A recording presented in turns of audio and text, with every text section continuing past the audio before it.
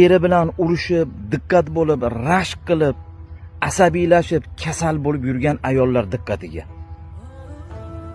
Mana ko'ringlar. Hech kim bu yerda eri bilan yotgan yo'q. Qabriston. Hamma bir o'zi yotibdi. Hech kim er xotin yotgani yo'q. Hamma bir o'zi yotadi.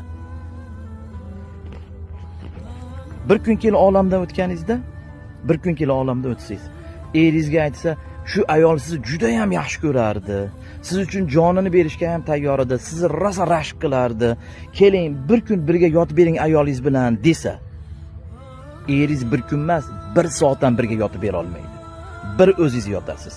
Yoki birorta ayolga eri o'lsa, shu eri sizni deb yelib, yugurib sizlarni boqaman deb mehnat qilgan edi. Sizni yaxshi ko'rardi. Bir kecha birga yotib bering eringiz bilan desa, birorta ayol bir daqiqa ham yotib bera olmaydi.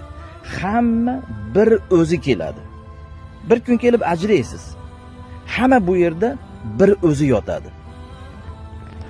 Hech kim mana er xotin birga yotgani yo'q. Hamma alohida yotibdi. Shuning uchun diqqat bo'lib, siqilib, urush janjal qilishga arzimaydi.